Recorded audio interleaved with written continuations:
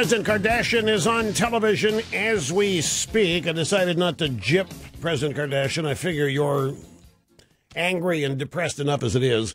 But he's basically rehashing all of the lies he told about what health care is, how it's not going to cost you anymore, how you get to keep your doctor, how all these people are going to end up being insured that weren't insured.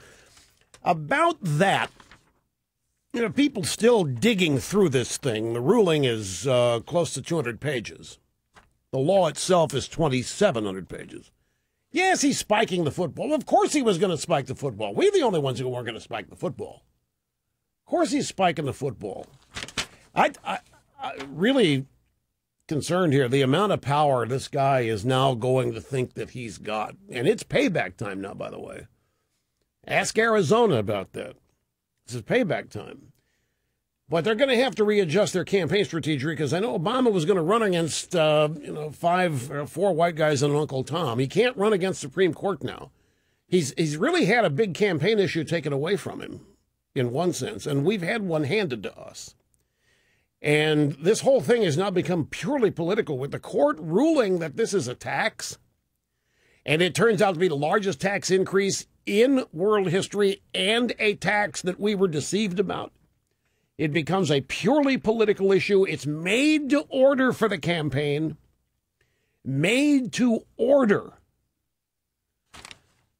Obama's got nothing to defend. He can go out there and defend this bill all day long, but the number of people who don't want any part of it just multiplied. He's got to go out and defend and brag about a law that nobody wants, or a vast majority of the American people don't want.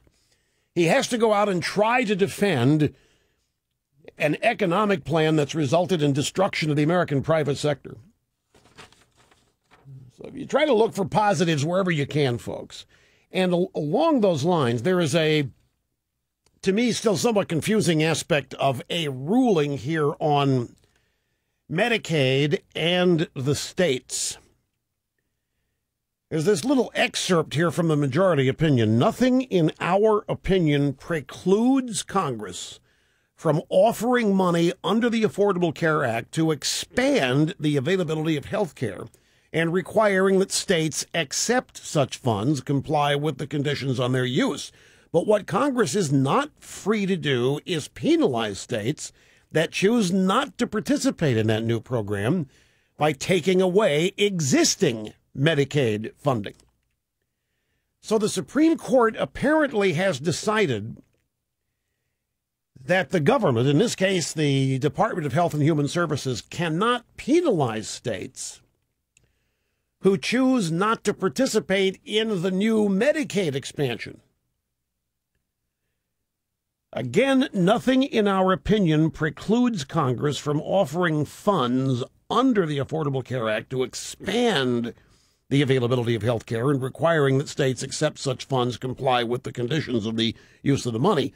But what Congress is not free to do is to penalize states that choose not to participate in that new program by taking away their existing Medicaid funding.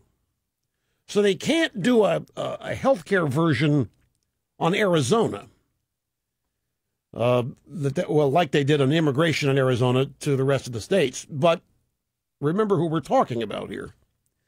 We're talking about the Democrat Party and President Obama, who picks and chooses which parts of the law that he seeks to ignore and accept. Mitt Romney spoke just before noon about this. We have 3 sound bites. Here is the first of the 3. What the court did not do on its last day in session, I will do on my first day if elected president of the United States. And that is, I will act to repeal ObamaCare. Let's make clear that we understand what the court did and did not do. What the court did today was say that ObamaCare does not violate the Constitution. What they did not do was say that ObamaCare is good law or that it's good policy. And he continued. This is now a time for the American people to make a choice. You can choose whether you want to have a larger and larger government, more and more intrusive in your life, separating you and your doctor, whether you're comfortable with more deficits, higher debt that we pass on to the coming generations, whether you're willing to have the government put in place a plan that potentially causes you to lose the insurance that you like. or whether instead you want to return to a time when the American people will have their own choice in health care, where consumers will be able to make their choices as to what kind of health insurance they want. And he wasn't finished. One more bite we have for you. If we want to get rid of Obamacare, we're going to have to replace President Obama. If we want good jobs and a bright economic future for ourselves and for our kids, we must replace Obamacare. That is my mission. That is our work. And I'm asking the people of America to join me. If you don't want the course that President Obama has put us on, if you want instead a course that the founders envisioned, then join me in this effort. Help us. Help us defeat Obamacare. Help us defeat the liberal agenda that makes government too big, too intrusive, and that's killing jobs across this great country. So that's the Republican presidential nominee, Mitt Romney, just before noon today, reacting to Obamacare. The Washington Examiner has a story here that Republican governors are planning to ignore the Supreme Court decision today to uphold Obamacare, hoping the issue will drive voters to dump Obama in favor of Romney, who has vowed to kill Obamacare. After the decision, the Republican Governors Association said that nothing should be done by the states until after the election, a clear signal that they believe a Republican president, Republican House, Republican Senate will kill Obamacare.